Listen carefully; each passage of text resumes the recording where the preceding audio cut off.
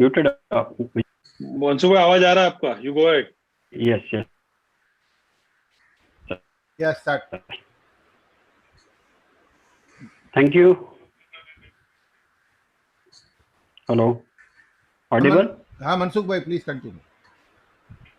Yes, yes.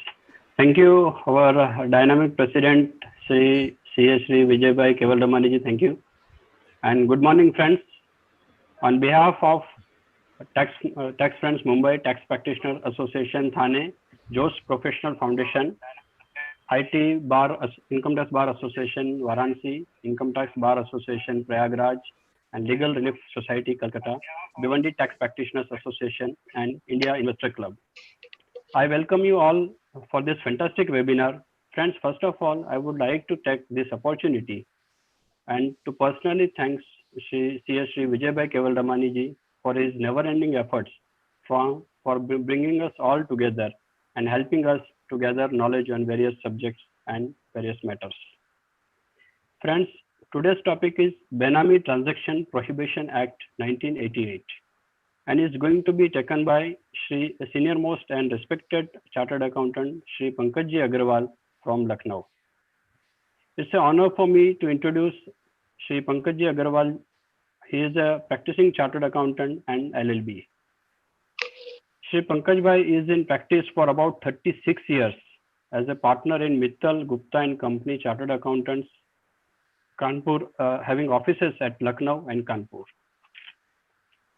Friends, now about his professional membership. He is a member of Lucknow Chartered Accountant Society, is a member of Bombay Chartered Accountant Society, the Chamber of Tax Consultant Mumbai. He is also a member of All India Federation of Tax Practitioner Mumbai, Forum of Free Enterprises Mumbai, Income Tax Appellate Tribunal Bar Association Lucknow, and also a member of Lucknow Chartered Accountants Practitioner Association. Shri Pankaj ji is not only the member, but he has also been in a key position in various professional bodies. He was a chairman in 1988-89. He is a vice chairman in 87-88. He was a secretary in 86-87 and treasurer in 1985-86 of Lucknow branch of Central India Regional Council, CIRC of ICAI. Pankaj ji was also a founder president of Lucknow Chartered Accountant Society in 1998-2000. Being a respectable member, Shri Pankaj Agrwal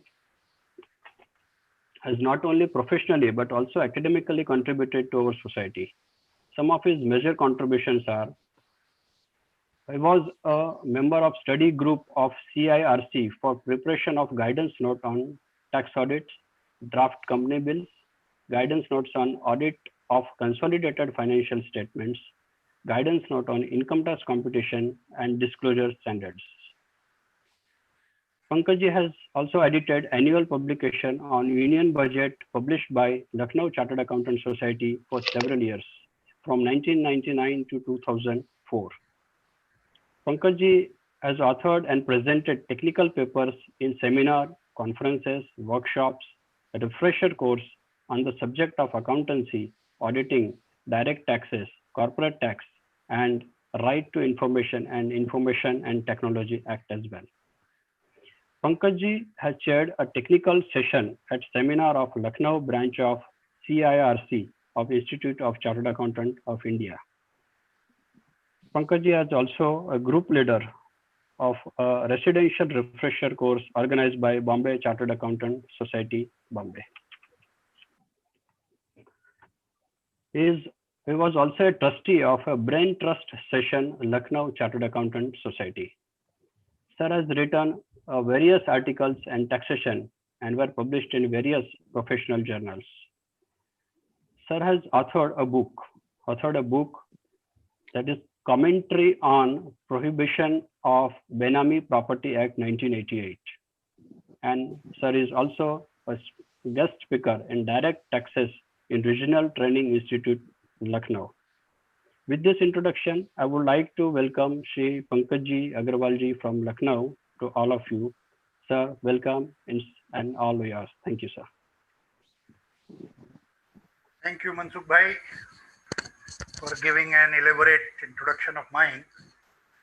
office bearers of Tax Friends Mumbai, Tax Practitioners Association Thane, Josh Professional Foundation, Income Tax Bar Association Varanasi and Prayagraj, Legal Relief Society Kolkata, India Investor Club, and Bhiwandi Tax Practitioners Association Bhiwandi.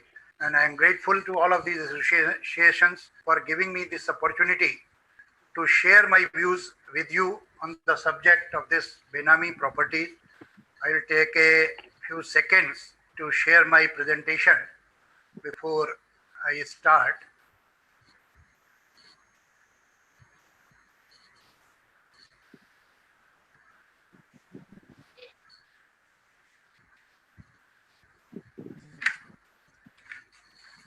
Before I start, friends, I will like to have some historical perspective of the Benami law. First, I like to confirm I am audible now. Mansukh bhai, Yes, can sir. you Yes, please? sir. Yes, sir. Yes. Yes, sir. Yes, sir. Yes, sir. Go ahead. First thing is, as per Constitution, Article 31, everyone was have a right to property. It was a fundamental right. But this right was taken away from 20th June 1979 by Constitution's 44th Amendment Act. So at present, though there is no such right as a right to property, but till 79, it was a right to property. And therefore, the courts have held that holding property Benami was not illegal at all. It was illegal as the transfer of property does not require that property should be in one's own name only. So there was no statutory provision, but by just-made law, it was held that there is no such thing which make holding a property Benami as illegal. Because of this right to property being a fundamental right. Prior to enactment in 1988, what was the situation in our country? I like to just take few slides on that. Benami transfer or transaction means the transfer by or to a person who acts only as the ostensible owner in place of the real owner whose name is not disclosed. The question whether such transfer or transaction was real or Benami depends upon the intention of the beneficiary. The real owner in such cases may be called the beneficiary and the ostensible owner the Benamidar. I think it does not need much elaboration. हमने किसी और के नाम में property खरीद ली, लेकिन हमारा intention नहीं था कि ये प्रॉपर्टी उसकी बने या वो मालिक बने. प्रॉपर्टी हमारी थी, लेकिन हमने नाम किसी और का दे दिया, ऑस्टेंसिबल ओनर वो हो गया और हम उसके थ्रू आउट बेनिफिशियरी बने रहे. एनेक्टमेंट के पहले ये स्थिति थी. इस तरीके की बेनामी प्रॉपर्टी हमारे यहाँ बहुत थी. Out of sacrosanct, some sanctity, people used to have properties in some other's name, some family member's name, some god's name, and even I am told that sometimes property were taken in the name of pet soul also. So, what was its effects on Benami transfer? The courts have held that a person does not acquire any interest in property if it is a Benami property merely because property was existing in his name. The Benamidar has no beneficial interest, though he may represent the legal owner as to third party. A Benami transaction was legal except in certain specified situations. This I am talking about situation prior to enactment in 1988 when there was no such law which has prohibited holding of Benami properties. This is a quote from a Privy Council decision. What was the historical perspective? In historical perspective, what the Privy Council has said, Federal Court, a practice has long been common in the country for intending alienees of land to take the document of transfer in the name of their friends or relatives, or sometimes with a view to defeat the claims of creditors, sometimes with a view to avoid claims by other members of their own family, and sometimes to escape restrictions imposed upon them by government servants' conduct rules, etc. These are the various reasons for which the properties were held Benami. Just to avoid creditors, अगर property हमारे नाम से होगी तो कभी भी insolvency के proceedings में, कभी भी क्लेमेंट्स के केस में अटैच हो सकती है. गवर्नमेंट के तमाम रूल्स रहते हैं, हम प्रॉपर्टी हेल्ड नहीं कर सकते, तो लोग अपने नाम से नहीं करके किसी दूसरे के नाम से प्रॉपर्टी हेल्ड करते हैं. This was the historical perspective and it was a very, very old decision of 1942. What has been the factors which has contributed to the origination of Benami? The first and the foremost has been the joint family system in our country and desire to make secret provisions. A few days back we have heard Dr. Girish Ahuja ji on this aspect of the matter. जब joint family है तो सबके अंदर इच्छा होती है कि कुछ हम अपने लिए अलग से बचा के रखें या कैसे हम कुछ अपनी प्रॉपर्टी को अलग कर लें, सीक्रेट कर लें फैमिली से बचा करके। उसके लिए कई बार लोग अपने इन लॉज के नाम से, अपने ससुराल पक्ष के लोगों के नाम से, अपने फ्रेंड्स के नाम से कुछ कुछ पैसा इस प्रकार से घर से निकाल करके या अपनी एक पर्सनल सेविंग्स क्रिएट करके उनके नाम से क्रिएट करने लगते हैं बेनामी प्रॉपर्टी के रूप में, जिससे कि फैमिली के और लोगों को पता ना चले और या और लोगों को का उसमें कोई क्लेम अराइज ना हो। दूसरा रीजन जो इसमें निकल करके आया, अभी हम लोगों ने पढ़ा, फ्रॉड ऑन क्रेडिटर्स। अगर कोई क्रेडिटर्स हमारे हैं, हमारी दिवालिया होने की स्थिति हो रही है, तो हम चाहते हैं कि हमारी कुछ प्रॉपर्टी ऐसी है जो बची रहे, जिसके ऊपर कि हमें उसको क्रेडिटर्स को ना देना पड़े। तो हम किसी किसी के नाम से, अपने मित्रों के नाम से, अपने किसी ऐसे नाम से प्रॉपर्टी को ले लेते हैं, अपनी प्रॉपर्टी ट्रांसफर कर देते हैं। That is also one of the main reason. Then desire to evade taxes, we all know, nothing to say. अगर हमारे नाम प्रॉपर्टी होगी, हाउस प्रॉपर्टी में एनुअल इनकम लगती है, या कोई और भी प्रॉपर्टी हमारे नाम होगी तो उससे जो इनकम अराइज होगी वो भी हमारे हाथ में टैक्सेबल होगी।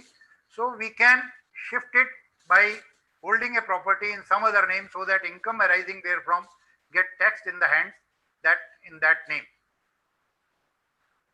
Then the last is desire to avoid political and social risks. As we know that in our country there is a land ceiling. To avoid or escape from the rigorous provisions of that land ceiling, sometimes properties are divided, properties are held benami. If I speak in Hindi, sometime it is okay, I think. Yes, sir. Yes, no problem. Yes, sir. No problem. Then in the Bombay case judgment, Radhakrishnan versus Union of India, Justice Teles has made this observation. Law prior to 1988. Now it is true that under section 80 and 82 of the Trust Act, a benamidar holds the property for and on behalf of the real owner, in consequence of which there would be a resulting trust in respect of the property in favor of the real owner. But then it would be fallacious to urge from those sections that the legal ownership in such property vests in the benamidar as it does in the case of a trustee.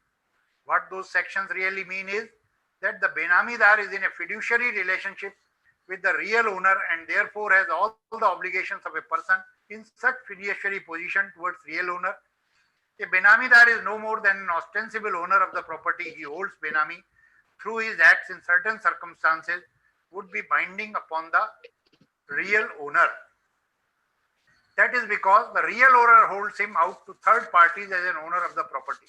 It is, however, impossible to say, as in the case of trustee, that any right in the property either vests in him or that under section 13 and sections following thereafter of the Trust Act, any obligation therein set out fall on him. Their lordships of the Privy Council stated that so long as the benami transactions did not contravene the provisions of the law, the courts were bound to give effect to it, but they made it clear also that the benamidar has no beneficial interest in the property that stands in his name. He represents in fact the real owner, and so far as the relative legal position is concerned, he is a mere trustee for him. So this was the law prior to 1988. Prior to 1988, even this our Indian Trust Act has recognized this transaction. Basically, the thing is, we know that in Trust Act, when a property is held in the name of trustee, trustee becomes the legal title holder of the property. But when the property is held as benami, then he holds that property as in a fiduciary capacity vis-a-vis the real owner. He is an ostensible owner, but he is not a real owner. He stands in a fiduciary capacity as to a real owner. Then there were certain modifications made just to overcome the difficulties being faced because of these benami properties. One was section 66 of the Code of Civil Procedure Code 1908. The crux of this matter, the person who is making the purchase in auction will only be deemed to be the actual owner. He will not be deemed to be representing someone else. Then there was a section 41 and section 53 of the Transfer of Property Act, if a ostensible owner, being a Benamidar, transfers the property, then also it will be a valid transfer, deals with transfer by ostensible owner and provides that if an ostensible transfer transfers the property for a consideration, it shall not be voidable on the ground that the transferor was not authorized to do so. Just to safeguard the interests of the buyers, these provisions were made. In case ostensible owner makes a transfer, real owner cannot say that he was not authorized to make a sale and he has wrongly made the sale. So as to safeguard the interests of the buyers, these were the provisions made prior to 1988. In our own income tax, there was a provision in section 281A of the Income Tax Act, which is no more on existence, which has also protected such interests that within 1 year, if you inform the Commissioner of Income Tax that I am holding this property in the name of someone else, then also that will be a valid property of yours. But these sections has now been, they are no more. Then the history unfolded. In the year 1971, when Taxation Amendment Act Bill 1971 was introduced, then it was expressed desire that something should be done. Something should be done as regards Benami property is concerned. What was said, the problem of property held Benami has been causing concern to the taxing authorities for some time. The Select Committee on the Taxation Laws Amendment Bill 1969 had also suggested that government should examine the existing law relating to Benami transactions with a view to determining whether such transactions should be prohibited. This suggestion was reiterated in Parliament during the debate on the Taxation Laws Amendment Bill 1971. So for the first time, this matter was referred to Law Commission in 1971. Then what happened? Report came in 2 years, and this report was very basic and very few suggestions were made. Law should refuse to recognize the Benami character of transactions. It should not be an offense. The law should be in effect make the Benamidar real owner. This was the basic suggestion कि जो बेनामीदार है उसी को real owner बना दीजिए, बस इतना सा सजेशन था। 73 में ये रिपोर्ट आई, लेकिन जो हमारे यहाँ की चाल थी कछुए की, उसके आधार पर 73 में ये रिपोर्ट आने के बाद 88 में सरकार को एकदम से जागृति आई। Once upon all of a sudden the government woke up in 1988 and brought an ordinance on 19th May 1988 to give effect to the Commission's recommendation, 57th Law Commission recommendation. It is a very pity that our government has been so slow on such an important matters. Ordinance was having a limited scope of prohibiting any suit, claim or action or defense by the real owner against the Benami. And then what happened that before this was made a bill to turn it into a full act, Law Commission was again approached to give its suggestions before the ordinance can become act. In 1988, the time given was so short, so a brief report was given by the Law Commission. The Law Commission said in 130th report as a continuum, and what is observed, a very limited attack was directed against Benami transaction by merely refusing the assistance of the court machinery to recover Benami property by real owner. So here the Law Commission has gone into depth that it will not solve a problem merely because making the Benamidar a real owner and to shut the door legal recourse to the real owner. There need to be done something more. What the Commission suggested, encompassing the entire gamut of Benami transactions, one thing that emerges unquestionably is that the real owner and the ostensible owner were either in a fiduciary relationship or blood relationship or close intimate friendship. If such persons were the parties to Benami transactions as between them, litigation was generally not even conceived.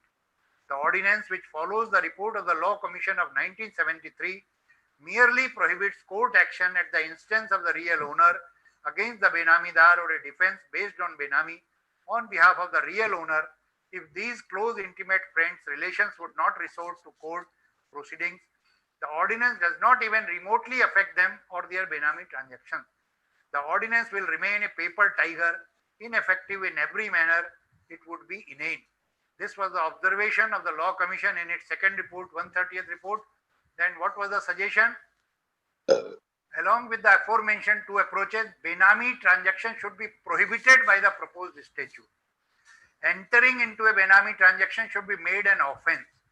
This aspect was examined by the Law Commission on an earlier occasion. It is not for a moment suggested that any prosecution should be launched for the Benami transaction entered into prior to the date of ordinance. That would fail on the touchstone of Article 21 of the Constitution.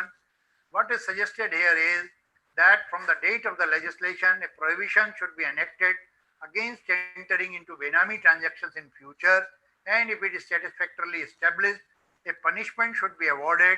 There should be no consideration for such transaction, and power of wealth, if not curbed, is likely to destroy the power of office.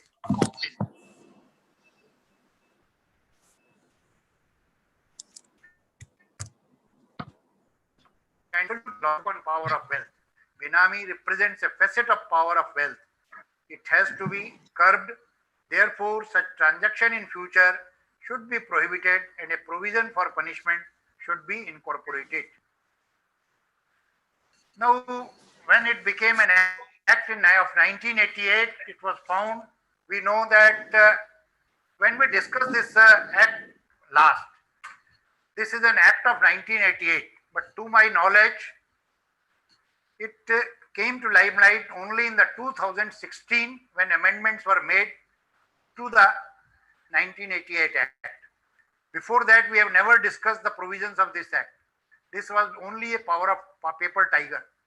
What were the infirmities in this Act which has been sought to be cured by 2016 amendment? This is a this is the report of Parliament Standing Committee, which says powers of a civil court have to be conferred on the authorities under the Act. There was no such power in the old provisions. Specific provisions have to be introduced for vesting of confiscated property with the central government. An appropriate appellate structure has to be defined while barring jurisdiction of a civil court against an action taken by the authorities under this Act. Matters of procedure relating to its administration, notice of hearing to parties concerned, service of notice and orders, powers of the competent authority relating to gathering of evidence, etc. have to be provided. Then in between, in 2011, an attempt was made to replace this bill, but as it happens, bill was referred to Select Committee of Parliament. Select Committee gave its report in 2012, but thereafter the Parliament got dissolved in 2014 and nothing could happen and this bill got lapsed. So then came 2016, and for which we will be discussing because it's a very, there is a sea change in the existing provisions of 1988. Number of issues are also arising. Before I move to the provisions, I will read few paragraphs from the speech of the then Finance Minister, late Shri Arun Jaitley ji, while moving the bill, because this amendment is changing the color and texture of the whole Act. Even though two judgments of the Supreme Court came as to which is a Benami property and which is not a Benami property. From 1988 till 2016, this law has not been put into effect. And the reason why this law was not given effect was that the law provided for two significant provisions as to the fact that if there is a Benami property, Benami transactions are prohibited and the state will have the power to acquire the Benami property. Further, that the person who enters into this Benami transaction is liable to be prosecuted.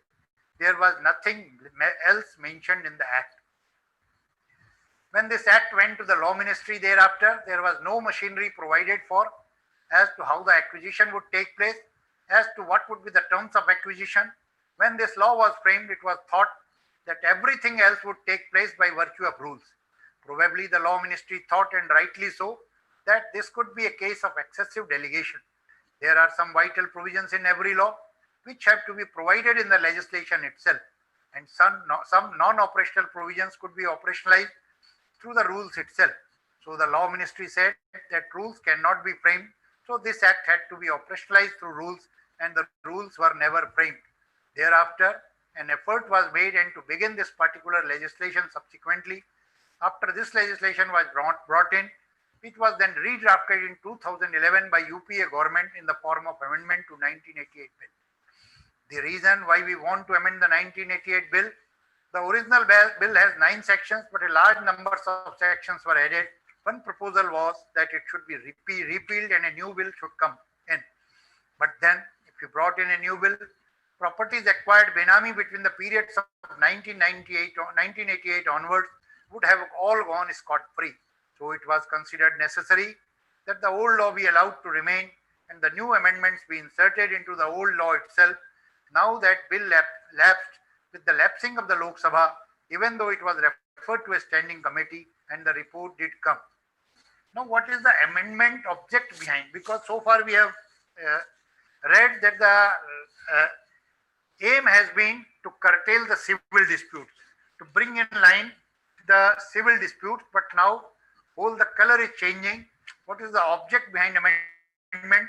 Sir, the principal object behind this bill is that a lot of people who have unaccounted money invest and buy immovable property in the name of some other person or a non-existent person or a fictitious person or a Benami person. So these transactions are to be discouraged. As far as assets held illegally abroad are concerned, from the very beginning, the effort of the government has been they should be squeezed. The use of cash beyond a certain limit should be discouraged. Unaccounted money must make way, and so the color of the transaction money itself must change. Therefore, this is an important step in that direction. It is predominantly an anti-black money measure, that any transaction which is Benami is illegal and the property is liable to be confiscated. It will vest in the state and the entrant of the Benami transaction is liable to be prosecuted. Having said that, with this background, now I have made one quick comparison between the pre-amendment and post-amendment. In pre-amendment, the name of the act was the Benami Transactions Prohibitions Act 1988. Now, to give more force to the act, even the title of the act got changed. Now the title is the Prohibitions of Benami Property Transactions Act 1988. Earlier, there were only 9 sections. There were no chapters. Now there are 72 sections divided in 8 chapters.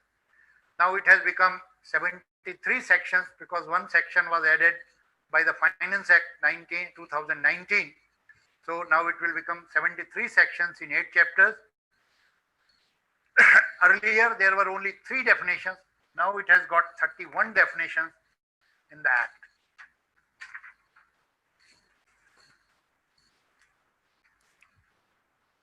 Pre-amendment, there was power to acquire. The Act has given the power to acquire, but there was no procedures laid down. Who will acquire the property, how the property will be acquired, how it will be managed. There was no such provisions, but now there is a whole scheme is there. Earlier there was a power to acquire, now there is a power to confiscate. When we acquire something, then the government is bound and obliged to make a compensation for it. But when it confiscates something, there is no need to compensate because confiscating is penal in nature. Earlier, there was a provision for punishment up to 3 years or with fine or with both. Fine was not quantified, but now there is a punishment up to 7 years or with fine or both, and fine has also been quantified. There were in pre-amendment act, no authorities were provided. There was no hierarchy, no authorities were provided, but now there is a full hierarchy and jurisdiction has been provided in the act. Now I start with the new amended act, Prohibition of Benami Property Transactions Act 1988. So as I said, this Amendment Act of 2016 changes the color and texture of the pre-amended act. Even the title is changed to the Prohibition of Benami Property Transactions Act. There are 31 definitions given in the act, few of them which I will be discussing fastly. Attachment, Benami property, Benami transactions, Benamidar, beneficial owner, fair market value, property, and then transfer. Attachment means prohibition of transfer, conversion, disposition, or movement of property by an order issued under the Act. When an order of attachment is passed by the initiating officer, it means one cannot transfer, one cannot convert, one cannot dispose, or one cannot move the property. The property has to remain as it is, where it is. Then Benami property is defined to mean the property which is a subject matter of a Benami transaction and also includes the proceeds from such property. Once, even if you have converted the property which was Benami property and has changed its color, even then it will continue to be the Benami property. The definition of property is very wide. Many times the question is raised whether Benami property is applicable only to immovable property. The answer is no. It applies to all types of property. Property means assets of any kind, whether movable or immovable, tangible or intangible, corporeal or incorporeal, and includes any right or interest or legal documents or instruments evidencing title to or interest in the property, and where the property is capable of conversion into some other form than the property in the converted form, and also includes the form proceeds from the property. So the property has defined in the widest possible manner in which it could have been done. So I will deal appropriately at appropriate time how it can get affected generally to us. Now Coro has also one clause on Benami property. So as an auditor also we will have to be very careful and understand the provisions of this Benami Properties Act. Who is Benamidar? Benamidar means a person or a fictitious person, as the case may be, in whose name the property is transferred or held, and includes a person who lends his name.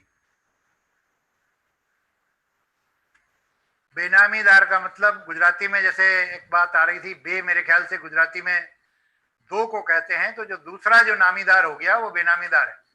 Hindi में भी बेनामीदार जो दूसरे के लिए जो नाम को अपने ओढ़ लिया, फिक्टिशियस नेम में भी अगर है तो वो भी बेनामीदार की डेफिनेशन में आ जाएगा. Beneficial owner means a person whether his identity is known or not, for whose benefit the Benami property is held by a Benamidar. This is very, very important definition. In Benami transaction also we will find it.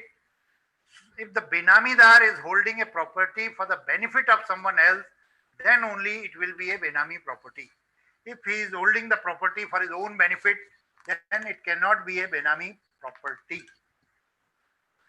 Fair market value, this will have a relation to in the case of a penalty provisions, because penalty provisions are based on fair market value. So fair market value has been defined to mean the price that the property would ordinarily fetch on the sale in the open market on the date of the transaction, or if it cannot be ascertained, then as may be determined in accordance with Rule 3. Rule 3 has only prescribed valuation rule for unquoted equity shares, and 3 rules has been cost of acquisition, FMB determined by merchant banker, or as per formula given, whichever is higher. The 3 out of the 3, whichever is higher will be the FMB. Transfer is also defined in inclusive manner. Transfer includes sale, purchase, or any other form of transfer of right, title, possession, or lien. Even transfer of possession will also get covered here. Title, right, anything, because it's a very by way of a sale, purchase, or in any other form, if we make a transfer, it will get covered. Now coming to Benami transactions, which is the crux of the matter today. In the pre-amended definition, it was a very, very simple definition. Benami transaction means any transaction in which property is transferred to one person for a consideration paid or provided by another person. Meaning thereby there has to be 3 persons, one person who is transferring the property to someone, and the consideration is being provided by someone else for the transfer of that property. Then it will become a Benami property as per the old transactions, if there were only two persons, like in sham transactions, it will not be a Benami property as it was held by Kerala High Court in one of the judgments. Now I coming, you should mark the difference what has come in this. Now the new act defines Benami transactions as a 4 types of transactions it governs. The first one is the enhanced enlargement of the existing definition, as I just read. Property transferred to or held by a person where consideration is paid by other person and the property is held for benefit of such other person. What is the addition from the existing definition? The property is held for benefit of such other person. This is the addition, and second addition is held by a person. Earlier there was only a transaction of transfer was covered. Now holding of the property is also covered. That is very, very crux of the matter. What is definition of held by? This is a held by will also apply to the properties which are being held from prior to 2016 also, because held is a continuing activity. As a technical term, held embraces two ideas: that of actual possession of some object of dominion or property, and two, that of being invested with legal title or right to hold or claim such possession. So what I want to convey is, suppose in your in books of account of some person, one property is appearing, but the property it exists legally, title vests or title is with some other person. We have to examine whether that property will fall in this definition of Benami property or not. To my understanding and in my view, it will be a Benami property, because the property who is holding it by possession or by title is holding the property on behalf of or for the benefit of someone else who has paid the consideration for that. That relationship is there, and so long as original title and the consideration both are divested, it becomes a Benami property. Second transaction is transaction or arrangement in respect of a property made in fictitious name. I am told that properties are made in the name of pets, servants, some other persons, but servants are known person, but fictitious name means pets, or in the name of Lallu Jagdar, जिसका कि कोई अता पता नहीं वो है कौन, कुछ भी लिख करके वल्दियत लिख करके कुछ भी XYZ करके हमने प्रॉपर्टी किसी के नाम ट्रांसफर कर दी. That will also get covered here in the second category. Third one is transaction or arrangement in respect of a property where the owner of the property is not aware of or denies knowledge of such ownership.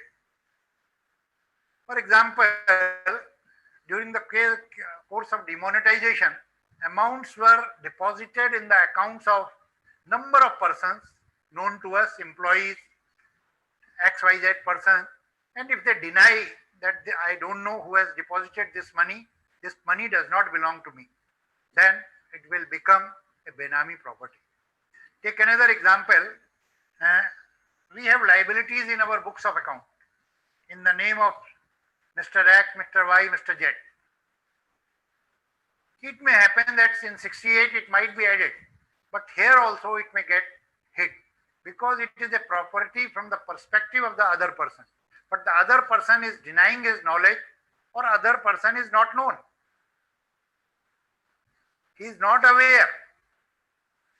Then that also can become a Benami property, and the government may act upon such transactions treating them as Benami property. The fourth and the last is also more dangerous. Transaction or an arrangement in respect of a property where the person providing consideration is not traceable or is fictitious. This provision will hit in a large way in various companies, in my understanding. For example, as I said, the example of liabilities, but take example for shell companies. We all are mostly fond of such shell companies. I am having a share in a company which I bought for rupees 2. But the face value or say of the share is rupees 10 as appearing in the company's balance sheet. Now the question will arise, who has paid the consideration of rupees 8? Because the company has in fact received rupees 10, but I, the present owner of those shares, have paid only rupees 2. Now the question will arise, who has paid rupees 8?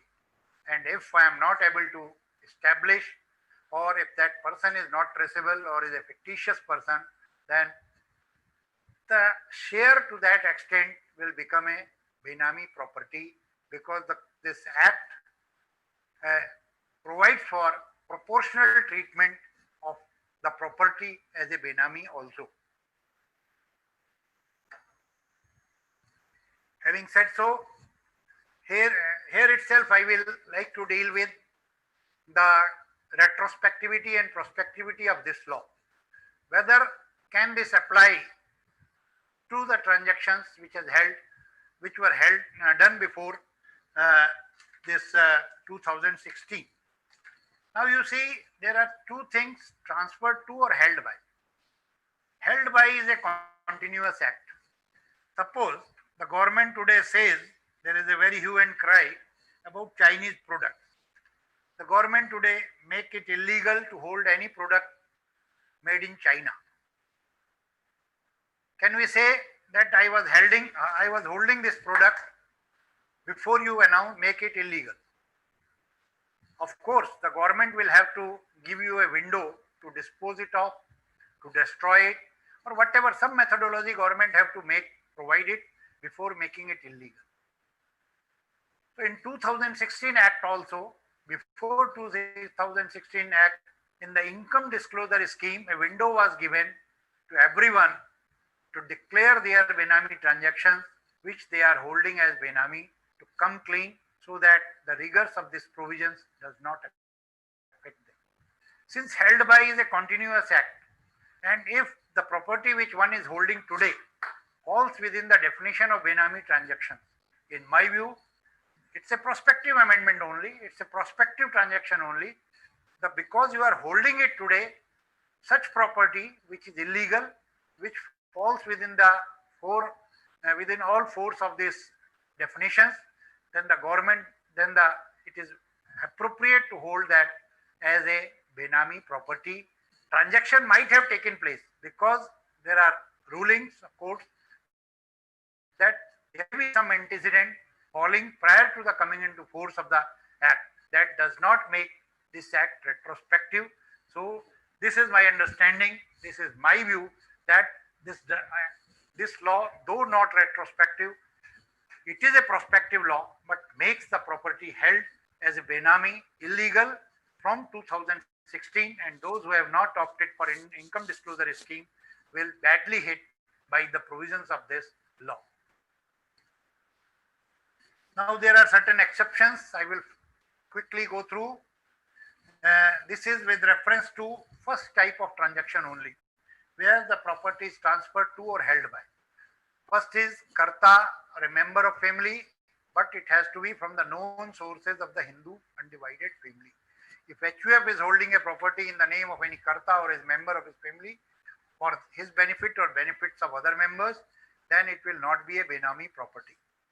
Secondly, a person is standing in fiduciary capacity for the benefit of another person and includes a trustee executor. If the property is held in the name of a person, then also person in the name of his spouse or his child, then also it is exempted, exception, falls in exception clause. Then comes the property in the name of brother, sister, or lineal ascendant or descendant. It will be out of this Benami property only when such property is held in joint ownership, and the consideration has been provided from the known sources. If you are having any property in the name of your brother, sister, or lineal ascendant, it has to be joint owner. Here I will take a pause, but if you are taking this property for the benefit of your brother, sister, or any lineal descendant, there is no need to be joint owner. This one should be clear.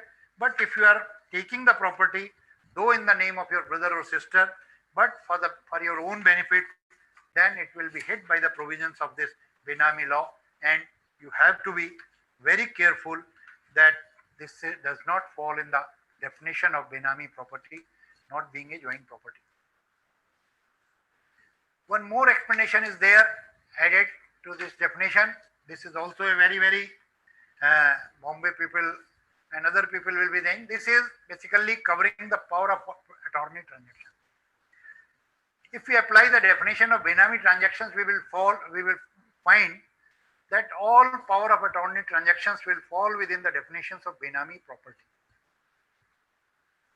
So to give benefit or to ease out some of the difficulties, this explanation provides three conditions to give them exemption. One is consideration has been provided by the person who has been given possession.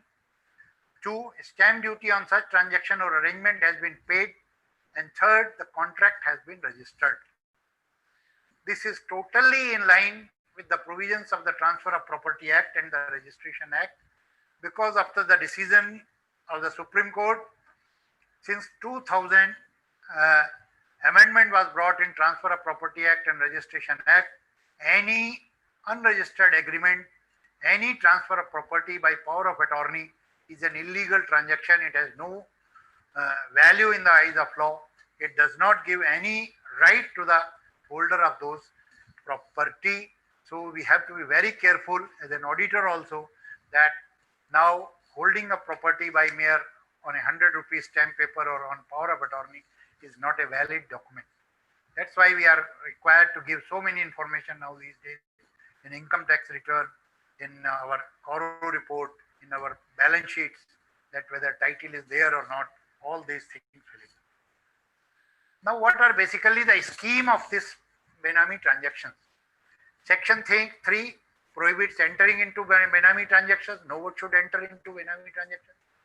Then section 4 prohibits the right to recover property held Benami, that the real owner cannot go to the court now and say that this is my property, I have taken this property in the name of so and so, so he has no right in the property and give me back my property. Now this claim cannot be made by the real owner of the property before the court of law. Section 5 gives the power to the central government to confiscate the property which is held Benami. And section 6 prohibits retransfer of property by the Benamidar. If a property was held Benami, the Benamidar cannot transfer the property back to the real owner. Now it is also prohibited by section 6. The reason is that one cannot make good the default by getting the mere property transferred from Benamidar in his name. If it is done so, it is prohibited in law. These are the basic authorities: initiating officer, ACIT or DCIT, approving authority is the JCIT or additional commissioner, administrator is income tax officer, adjudicating authority is an authority appointed under section 7 of the Act. Basically now in every most likely principal commissioner range, one Benami property unit has been created within the directorate of an investigation, and this comprises of initiating officer and approving authority and one administrator. Administrator role is to take the control of the property on confiscation and to deal with it. Adjudicating authority, one or more such authority, but presently only one authority sits in Delhi, shall consist of 2 or more other members. Qualification I am skipping. 2 members bench will be there like tribunal. This will be the adjudicating authority. I am skipping this slide. And senior member, most member to act as chairperson. And what are the power? All the general powers which are given generally, power of a court, power to requisition service of any police officer, all these have been given to the adjudicating authority. There are some authorities specified in the acts which are required to assist these authorities. It's a long list. Then come to section 23. I think it is 21. Power to call for information. Initiating officer or approving authority or adjudicating authority. This power, they are empowered to seek any information from any government, central government, state government, local body, or any person or officer who is responsible for registering and maintaining books of account or other documents containing a record of any transaction relating to any property, or any other person to furnish any information in relation to any person, point, or mode matter, as in his opinion shall be useful or relevant for the purpose of that. This power is given to seek information from various authorities who are seized with the documents, who are supposed to maintain documents, registering authorities, municipal authorities, or some other authorities. It may happen that in municipal records you might have got your name recorded, but actually the property is still in the not registered in your name. So these things they will collate, and then they can get hold of you whether you are holding a Benami property or not. Then there is a rule 6.4. We know that we file every year annual information returns. That is also required to be transmitted to the initiating officer when it is received. This is also provided in the act that automatically whatever information is received by the authority, that will be passed on to the initiating officer. There is a power to impound books of account for 3 months. Then initiating officer is required to seek approval of approving authority, and extension is also with the approving authority. This is the first thing. Now coming to the basics procedures, now the actual functioning of the initiating officer or the Benami properties will start with section 23. Section 23 gives power to the initiating officer to make inquiry, and with the approval of the approving authority, any inquiry or investigation in respect of any person, place, property, assets, documents, books of account, or other documents in respect of any other relevant matters under this act. Earlier there was one issue being raised that section 23, without issuance or without exercising authority under section 23, can power be exercised in 24. So the courts have, now the amendment has been brought in to plug that things which are being raised by our professional colleagues, so that there is no dispute of the authorities. Now in section 24, now the action starts. When initiating officer has reason to believe that any person is a Benamidar of any property, he will issue a notice to the Benamidar and to the real owner also if his identity is known. Here the word is our reason to believe, and we all, being a chartered accountant and advocate practicing in taxation, know what does it mean. There has to be a live nexus with the material and the information before taking action, that he has reason to believe that the person is a Benamidar. Having issued the notice, if he is of the view that as soon as the notice reaches to him, he may appropriate the proceeds or the property, then he will provisionally attack the property for a period not exceeding 90 days, but suspect has to be there. For example, he finds that money is lying in the bank, but as soon as the notice will reach, the money will be withdrawn. So he may put a provisionally attachment order that no action should be taken to that bank account till the matter is subject to inquiry by the initiating officer. Then after issuance of the notice, within 90 days from the last day of the month in which the notice is issued. Earlier it was 90 days from the date of the notice, but now from the last finance bill Finance Act 2019, it has been changed to from the last day of the month in which notice is issued. After considering your submissions, the initiating officer has got two powers. One is where provisional order of attachment was passed, either to continue the attachment or to revoke the provisional attachment. Where attachment was not done, to pass an order provisionally attaching the property or decide not to attach the property. And if he decides to attach the property provisionally, then within 15 days, he is required to make a statement of the case and required to refer the matter to the adjudicating authority. Now, if within this 90 days period, someone goes to the High Court or his action is stayed, then this period of stay will be excluded. These amendments were brought from Finance Act 2019. This will be excluded, and then the remaining period will be seen.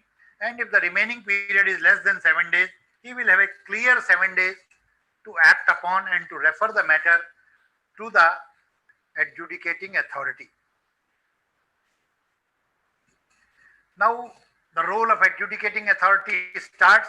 Adjudicating authority will issue 30 days, will issue notice within 30 days on receipt of the reference, giving not less than 30 days time.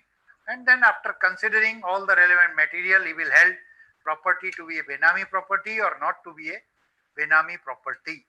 In case he held that the part property is Benami, then he will also determine which part is Benami or how much part is Benami, as I discussed earlier, that in case of equity capital, equity share, if he held that to the extent of rupees 8, say 80% is the Benami, he may hold so and attach 80% of the share capital or 80% of the shareholding. Similarly, within 1 year from the end of the month in which reference was received, adjudicating authority is required to pass the order. And once he has held the property to be Benami, then again the process will start for passing the order of confiscation. As in criminal matters, we know that first charge is made, first the person is held guilty, and then the punishment is pronounced. Similarly, here the provision is made. First, the adjudicating authority will hold the property to be Benami, and thereafter he will pass the order confiscating the property, and such property will be subject to appellate order if the appeal is made, and all rights and title will vest in the government. Here also period of stay has been excluded, and clear minimum 60 days will be available to the adjudicating authority for passing the order.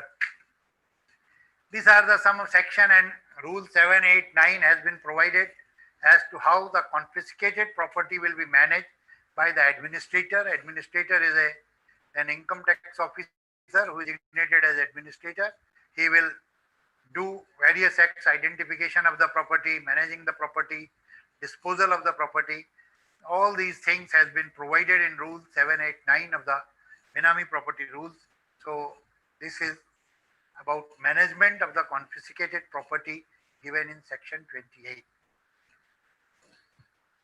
As per section 28, the administrator shall proceed to take possession of the property for which an order of confiscation has been made. Administrator will give notice to the person in possession to surrender or deliver possession within 7 days. If non-compliance, immediate possession is warranted. It may requisition the services of police officer for forcibly taking of possessions. An appeal can be made to the appellate tribunal, and the composition is similarly chairperson and 2 members. Jurisdiction will be exercised by its benches. Tribunal will set it daily. Chairperson, retired or sitting judge of the High Court, judicial member, legal service, and administrative member will be from revenue services. I am not going much in detail about qualifications. The first appeal will be against the order of the adjudicating authority will be to the appellate tribunal. As we know that second appeal can be filed by the income tax officer also. So here initiating officer may also file an appeal before the order against the order of the adjudicating authority before the appellate tribunal. If the adjudicating authority has held the property not to be Benami, one can, as an initiating officer, can also go to the appellate tribunal against the order of the adjudicating authority. The time limit given is 45 days of the order passed by the adjudicating authority. Belated appeals is inherent rights, maybe that is also provided on sufficient causes may be entertained. Time limit for disposal of appeal is 1 year from the end of the month in which appeal is received.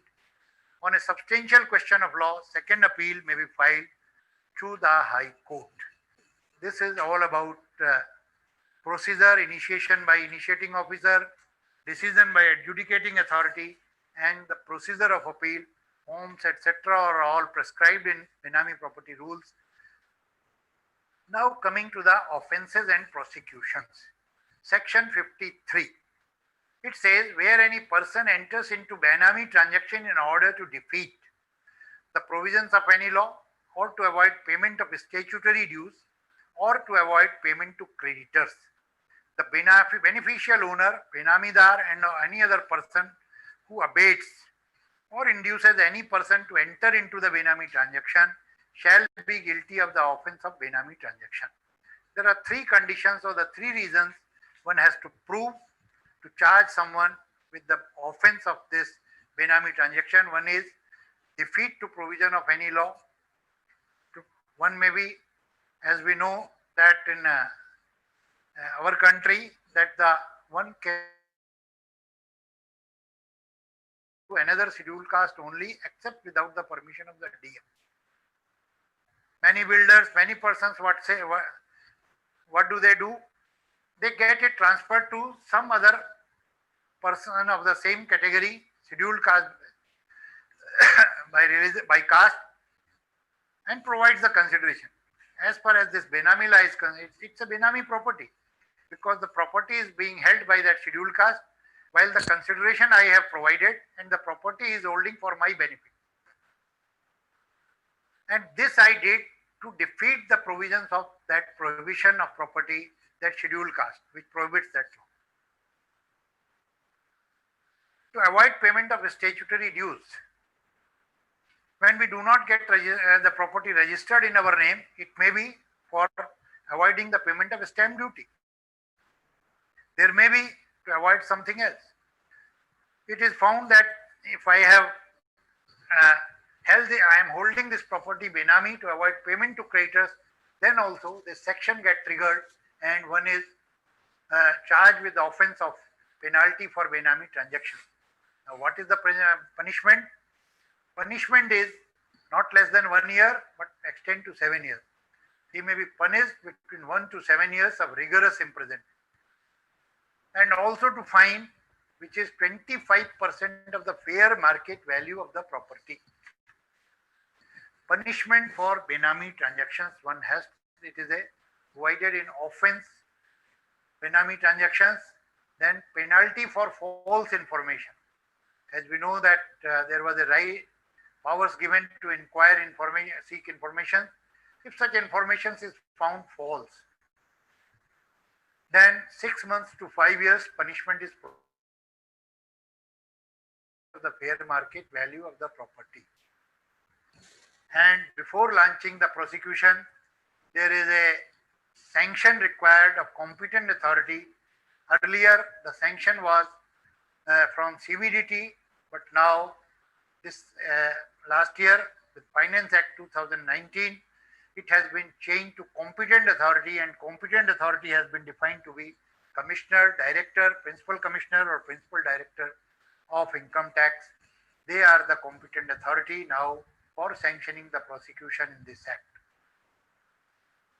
One more section was added last year by the Finance Act 2019, section 54 capital A, which provides that if we do not comply with summons under section 19(1), or if we do not comply or do not furnish the information as required under section 21, there will be a penalty of rupees 25,000 for each failure.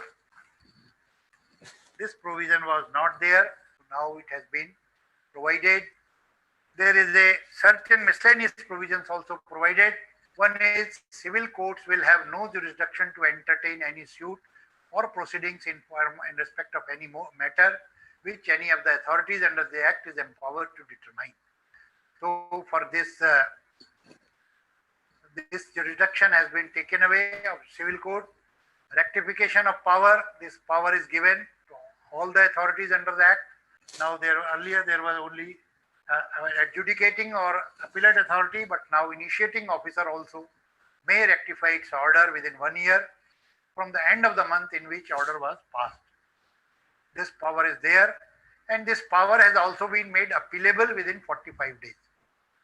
It was not earlier, but now this order has also been made appealable within 45 days. For launch of prosecutions or trial of offence, the courts, special courts will be designated to try the offences under this Act. Probably the government has also notified various courts which will be trying the offences under this Act. With this, I come almost to end of my presentation, but one provision I will like to deal with it before I conclude, because some of my good friends and eminent authors, and in one of the Calcutta judgment, I was surprised that this issue was taken up. There is a section 1(3) of the Act, which says the provisions of section 3, 5 and 8 shall come into force at once. And the remaining provisions of this Act shall be deemed to have come into force on the 19th day of May 1988. Reading this section, this is the commencement section of the original Act. My learned friends and one of the eminent author in his book has said that all sections other than 3, 5, 8 shall be deemed to have come into force on 19th May 1988. Though those sections have been inserted by the Amendment Act 2016, I was surprised to read that commentary, how it can happen, because there are sections which are creating authorities, which are giving procedures, powers, how they can be said to have come into force on 19th day of May 1998. Here one thing, this is relates to interpretation also. Whenever we see such dates, we must inquire what is the sanctity of this date. Here the sanctity of this date is the promulgation of ordinance. We see there is a date, either the whole Act, if the whole Act is replacing the ordinance, the whole Act will come into force from the date of the ordinance, or the provisions which were there in the ordinance will come from the date of the ordinance, and the rest of the provisions will come from the prospective date.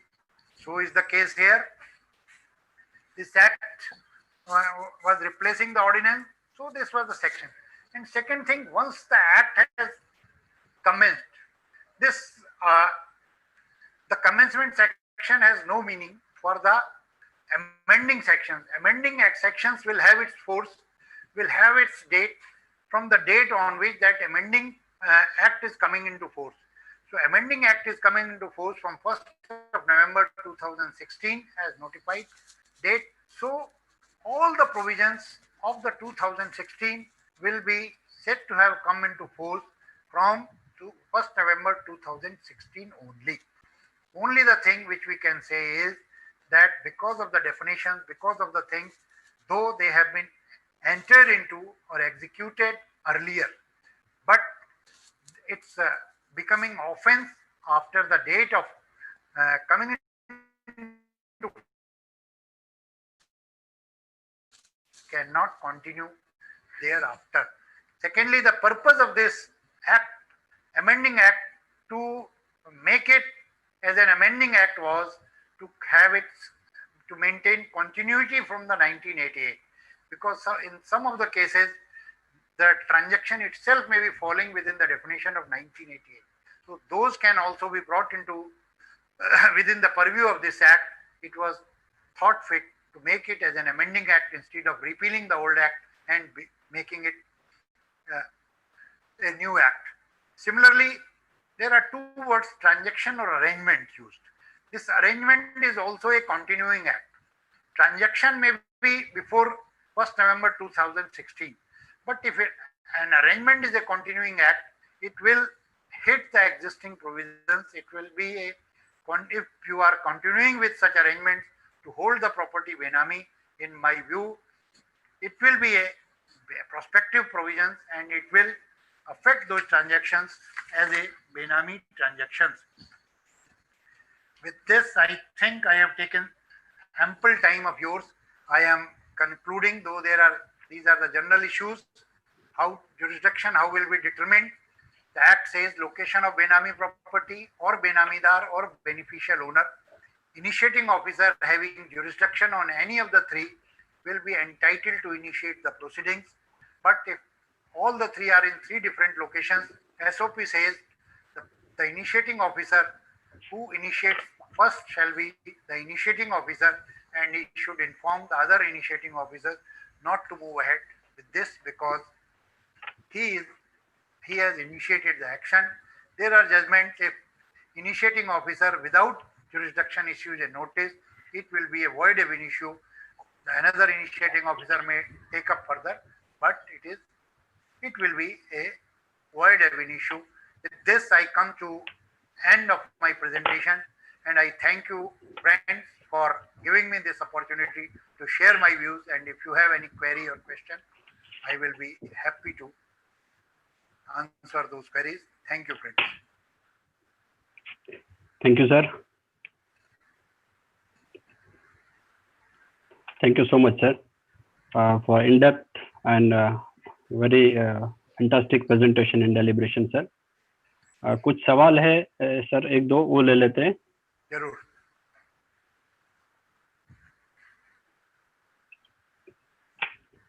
Advocate Arvind Mishra ji Prayagraj से इनका सवाल है, what is the time limit under this act for opening, reopening and assessment of the cases? As far as opening, reopening concern is, there is no time limit. But once he has issued the notice, initiated the case, notice, then there is a time limit. As I said, within 90 days from the date of issue of notice, initiating officer has to conclude the matter. That's why he cannot give you much of the time. Within 3 months, he has to conclude. And thereafter, within 15 days, he has to submit the matter to the adjudicating officer. And then within 1 year, adjudicating officer has to adjudicate upon this matter. Thank you. Thank you, sir. There is no time limit with reference to the date. As I said, that it is a continuing thing. If you are holding the property and it comes to the government today, the government may initiate the proceeding today because the property does not lose the character of Benami property. When you take the property, once it is a Benami, it will continue to be Benami. And now it prohibits retransfer also. So now, once a property is a Benami, it will continue to be a Benami property. Hence, there is no time limit prescribed that after this, if you have hold the property for 12 years, for 10 years, the government cannot take action. It is not so. Right, sir. Thank you, sir. I think there is no further question. There is One more is there. Just Said. Sir, if a property is held in the name of company, how to determine who is the beneficial owner of this property? Is SBO rules applicable for this? By FSC, this is RG Das जी का question है. Can you explain these short terms?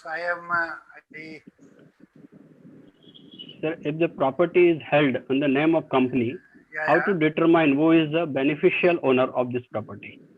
What is this SBO rules? What do you want to say about SBO rules? That is what written in the query, but I'm not aware, sir. So he's basically Actually, wants to know. You see, there are two aspects, I will say, because this is a very, very hot topic these days. What the initiating officers or what the cases have come is that they are saying that this property you have purchased from the funds, from the share capitals received from those companies who are not having sufficient resources to provide that consideration. And so it's a Benami property. They are making this, cooking up this case. They are piercing the common way. there will be 2-3 things which one will have to see. One thing I missed out, let me find it out. There is one judgment of the Supreme Court in Sasikala case where the Supreme Court has very well said that how you will determine that it's a Benami property. The first is the source from which the purchase money came, the nature of possession of the property after the purchase, notice if any for giving the transaction a Benami color, the position of the parties and the relationship, if any, between the claimant and the alleged Benamida, the custody of the title deeds after the sale deed, and the conduct of the parties concerned in dealing with the property after the sale. So as far as property is concerned, as far as company is concerned, there are two aspects. One is the department is going that from where the consideration has come, and if the person who has provided the consideration are not the persons of means, or they are not able to establish that they can provide that much consideration, the initiating officers are trying to hold those properties to be Benami property. The whole thing will be how the property is being managed, who are the beneficial owners, who are enjoying the fruits of the properties, what the property is being done. If it is a residential property name taken in the name of the company, who are living there, whether you have rent it out, for what purpose you have taken the company property. If you are taken the property really for the purpose of the company, and the property has been got registered in the name of the company, then in my view, it cannot be said to be the Benami property, because on the other hand, there is my liability. There is a share capital. But here again, I will say that other part, which is your liability on your balance sheet, may become a Benami property vis-a-vis other party is concerned. Right, sir. Property in the company may not be Benami, but the liability side of your balance sheet may become a property which is Benami as per the definition. Yes, sir. Thank you, sir. Another question is from Pramod Laddaji. Dear sir, if property is owned by company, private limited, a private limited company is struck off now, what will be the status of that said property? When the company is struck off, then who is owning the property? And how the company can be struck off? Because the company, unless and until the balance sheet is nil, it means they have not complied with the rules. Complied with filing of the balance sheet. When the company is struck off, the owner is dead, then who is enjoying the fruits of the property? Naturally, it will become a Benami property. Right. The company was the owner and the company is dead. Now who is enjoying the fruits? How is dealing with that property? Only the company can enjoy the fruits of the property, and the best course is to get the company revived only. Right, sir. Sir, another question is from Rajesh Thakrarji. That sir, if someone holding a property before 1988 in Benami, then whether action is possible? In my view, yes. Actually, one thing I will say, when the 1988 Act came, there are two decisions of the Supreme Court. In the first decision, what happened, the Supreme Court said that because of this 1988 Act, all the proceedings will get affected, and the real owner cannot claim their rights in the Benami property because of this Amendment Act. Because this Act restricts your rights, fetters your rights, takes away your rights of claiming your property which was Benami. But later on, in a 3-member decision, ruled that decision and said that as on that 1988, when this Act came into force, whoever has before the law, whoever has exercised their right before the court to claim that Benami property, those rights will not be taken away. Those rights will survive, and thereafter, if somebody comes before the court, he has no right to claim the property, even if the properties were taken before 1988. So even in view of that decision, even if the property was taken before 1988, if the property is of the nature of Benami, certainly it will get hit as per pre-amended Act as well as after the Amendment Act. Right, sir. Sir, another question is from CA BB Mane from Pune. If someone, if some property owner are able to explain the source of funds, will it be called as a Benami transaction? No, source is not material. Source is Right. not material. The purpose is why you are not having a property in someone else. Even only in exception categories, there are few persons. Your wife and child, spouse and child has been exempted. If you are having a property in fiduciary capacity, then it is exempted from HUF. Or if you are having in the name of your brother, sister, then it has to be joint property.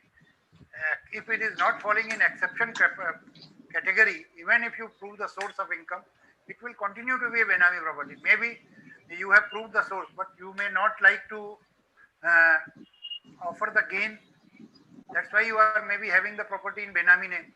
You may be having the property to avoid creditor's claim, to have the property in Benami name. Right. So it will continue to be a Benami name. Right, sir. One more question is from Manilal Baisha, that you have mentioned about the scheduled caste. Is it scheduled caste or Adivasi? This is only I refer to a general law in UP. I am told that one cannot purchase the property which belongs to the scheduled caste and scheduled tribes. Probably scheduled tribes unless and until DM permits that. So to avoid that, what the people do is they take property in name of their employees or servants who are known to them or who are within their control, or after having purchased the property, keep the deeds with them only. So it may be, because for Adivasis also there may be there are some restrictions, and equally that logic will apply there. Right. Thank you so much, sir, for replying these queries. I think Vijay queries are over. Mansukh bhai, there is na. What is the status? The ROC has struck off more than 3 companies. Okay, yeah, further questioning from that old question, sir. 2007. But I think the process is only to get them revived. Right. ROC has struck off wala jo matter tha, sir. Get them revived only. Because if you are holding a property, because ROC has struck off only those companies where there were non-compliances. They were not filing the balance sheet, they were not filing the regular return. Only those companies were struck off.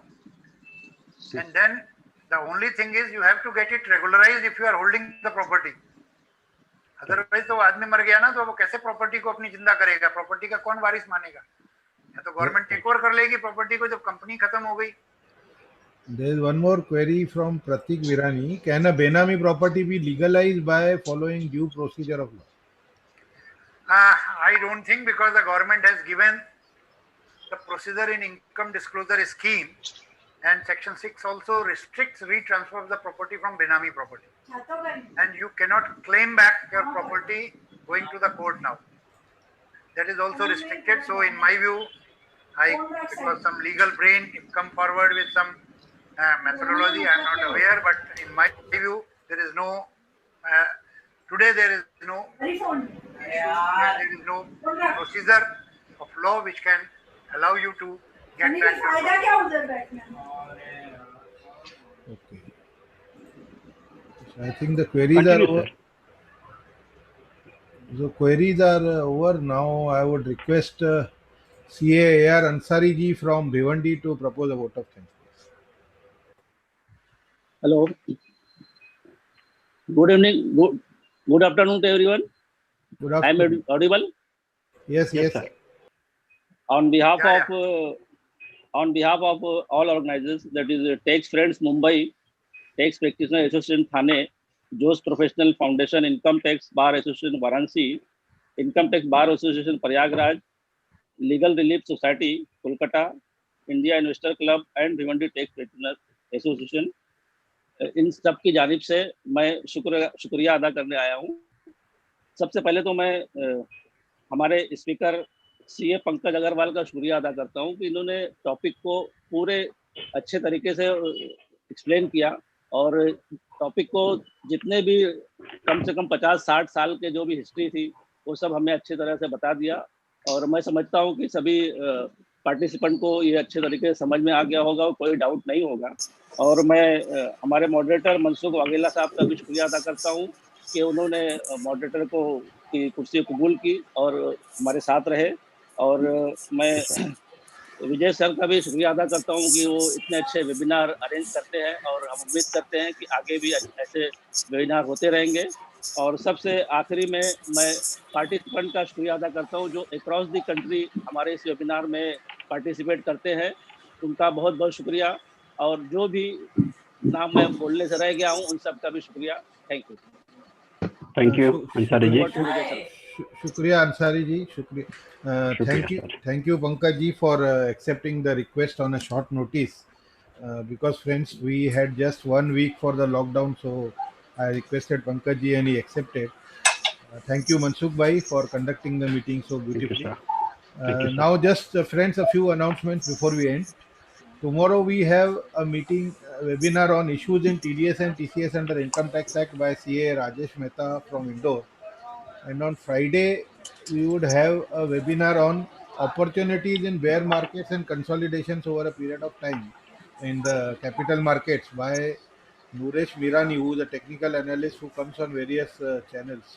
So all are requested to join. And from next week onwards, we will be having on Saturdays 11:30 to 1. So kindly take note of the change in timing from next week. This week we will be continuing with these two. And yes, of course, as I had said last week also, there will be